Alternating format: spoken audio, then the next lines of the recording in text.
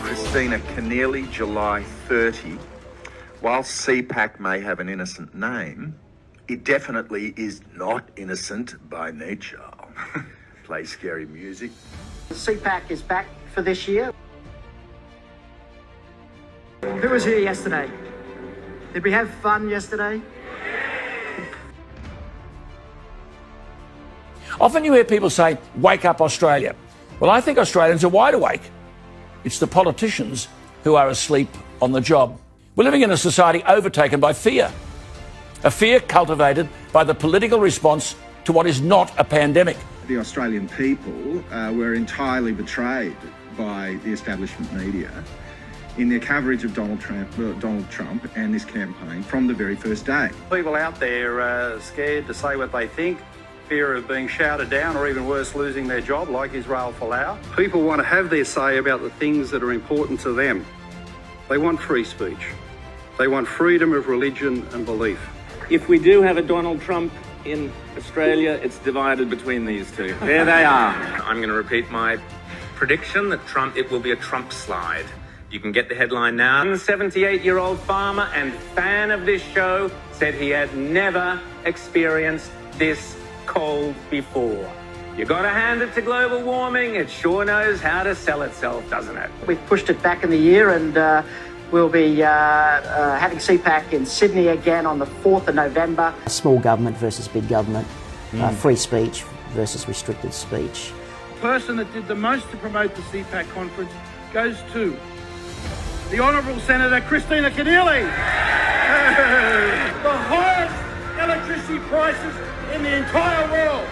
And that is the policy that the Labor Party wants to inflict upon every single Australian. Australians have been let down by at least a decade of very bad energy policy. And we have a moral question now. Should we continue to fund a regime that rejects peace and embraces terror? And obviously we're saying no. That one of the first things the totalitarian dictatorship does, either of the left or the right, is to control language, control how people think. They're basing it not on fact or rational argument, but because they think it's quite groupthink, they have to go along with that. We have youth suicide, and we have, the highest level of partner violence and family violence and partner homicide in the country.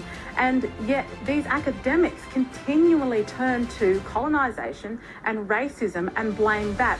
The Liberal Party and its ancestors has basically been the board of directors that have run this country. Australia is such a great country in so many respects, but our politics is dysfunctional. From that you get education, from that you get better health, you get better housing, and you get a better lifestyle for your children and for your grandchildren. And that's what they are, that's what the majority of Aboriginals out there that I've met in regional and remote Australia want. Local, state and federal. And they all had one thing in common, and that was the radical advance of the left, the march of the radical left through our institutions.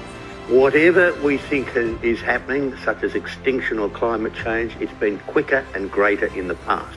The lesson it teaches me is that strength deters, and weakness provokes. From Australia's point of view, it's always got to be about Australia first. It's always got to be about what's in our national interest. They're unwilling to engage in a conversation. This is totalitarianism at its very worst.